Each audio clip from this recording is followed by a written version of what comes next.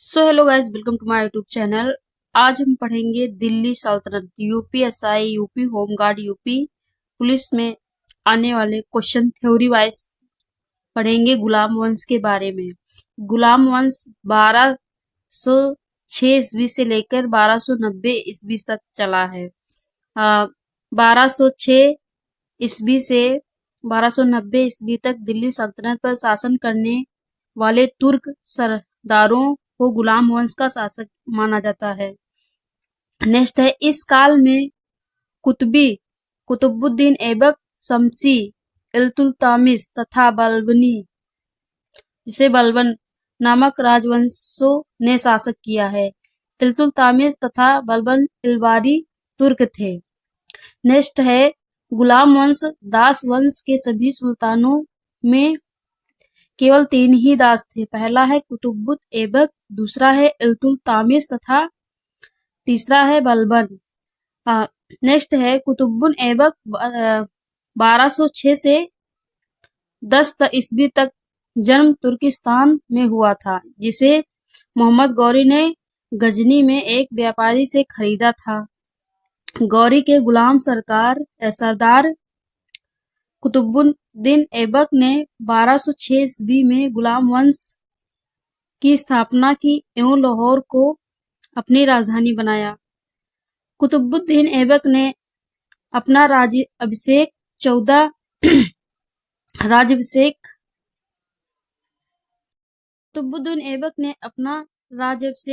24 जून 1206 ईस्वी को किया था। दिल्ली में कुतुब मीनार की नींव कुतुबुद्दीन ऐबक ने सूफी संत ख्वाजा कुतुबुद्दीन बख्तियार काकी के नाम पर की थी, जिसे पूरा करवाने का श्रेय इल्तुतमिश को है। यह एक 5 मंजिला इमारत है। दिल्ली की कुवत उल इस्लाम मस्जिद एवं अजमेर का 2.5 दिन का झोपड़ा नामक मस्जिद का निर्माण ऐबक ने करवाया था। प्राचीन नालंदा विश्वविद्यालय को ध्वस्त करने वाला ऐबक का सहायक सेनानायक बख्तियार खिलजी था। ऐबक को उदारता तथा दानशीलता के कारण लाख बख्तियार कहा गया है।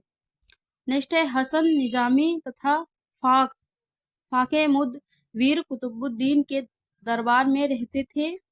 ऐबक की मृत्यु 1210 ईस्वी में चौगान खेलते समय घोड़े से गिरकर हो गई। इसे लाहौर में दफनाया गया था। इसके बाद इल्तुतमिश राजा बना 1211 से 1236 ईस्वी तक। तुर्किस्तान का इलबारी तुर्क था, जो ऐबक का गुलाम एवं दामाद था। ऐबक की मृत्यु के समय वह बदायूं का गवर्नर था।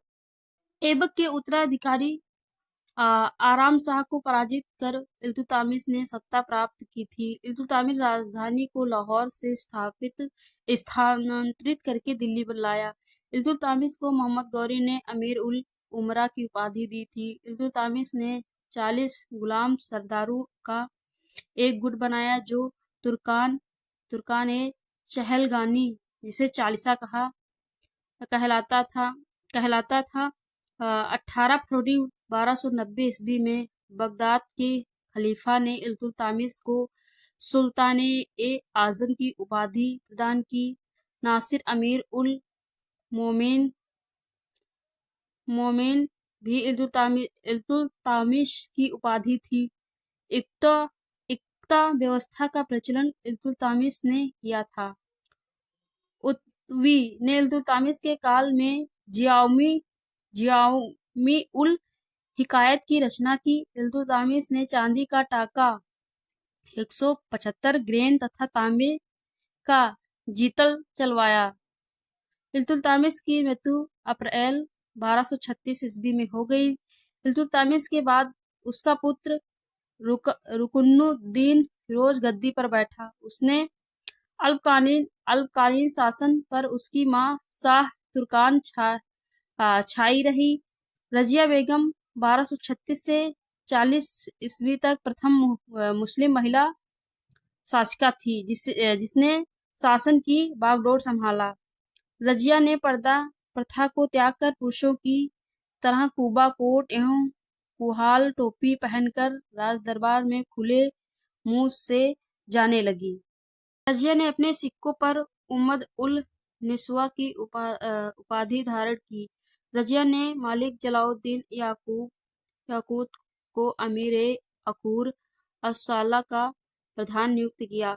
रजिया ने भंडीडा के सूबेदार आलुतुनिया से पराजित होकर उससे विवाह कर लिया। रजिया की हत्या 13 अक्टूबर 1240 ईस्वी में डाकुओं के द्वारा कैथल के पास कर दी गई। बहराम शाह 1240 से 42 ईस्वी के समय तुर्क सरदारों ने सुल्तान के साथ सुल्तान के अधिकार को काम करने के लिए नयाब ए मामल कांत का पद का सृजन किया और सर्वप्रथम यह पद एल्तगीन को दिया। अलाउद्दीन मसूर शाह के समय अलाउद्दीन मसूर शाह 1242 से 1246 ईस्वी के समय बलबन को अमीर हाजिब के पद पर नियुक्त किया। नसरुद्दीन महमूद 1246 से 66 ईस्वी को बलबन ने षड्यंत्र के द्वारा अलाउद्दीन मसूद शाह को सुल्तान के पद से हटाकर उसे सुल्तान नियुक्त किया। निमहजुद्दीन सिराज नसरुद्दीन महमूद के शासनकाल में मुख्य काकी था, जिसने अपनी पुस्तक तबकात ए नासिरी लिखी।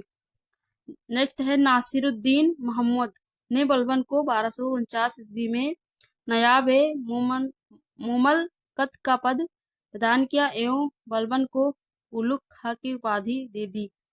नसरुद्दीन मोहम्मद टोपी बेचकर अपना जीवन निर्वाह करता था। बलबन 1266 से 87 ईस्वी में इल्तुतमिश का गुलाम था, जिसका वास्तविक नाम है बहुद्दीन था। बलबन ने स्वयं को फिरदौसी के शाहनामा में वर्णित अफरासियाब का वंशज बताया। बलबन 1266 ईस्वी में गियासुद्दीन बलबन के नाम से दिल्ली की गद्दी पर बैठा। वह मंगलों के आक्रमण से दिल्ली की रक्षा करने में सफल रहा। तुर्कान ए चिहलगानी का विनाश बलबन ने किया था। राज दरबार में सिजात एवं पैबोस प्रथा की शुरुआत बलबन ने की थी। बलबन ने फारसी रीति रिवाज पर आधारित नौरोज उत्सव को प्रारंभ करवाया। अपने विरोधियों के प्रति बलबन ने कठोर लौह एवं रक्त की नीति का पालन किया। बलबन के समय में बंगाल के शासक तुगरिल खां ने विद्रोह किया। बलबन के दरबार में फारसी के प्रसिद्ध कवि अमीर खुसरू एवं अमीर हसन रहते थे। बलबन ने मालिक मुक्तीर को तुगरिल कुश की उपाधि प्रदान की। गुलाम वंश का अंतिम शासक शमसुद्दीन क्यूमर्स था, जिसका सेनापति जलालुद्दीन फिरोज खिलजी था। नेक्स्ट चैप्टर खिलजी वंश है, वो कल पढ़ाऊंगी।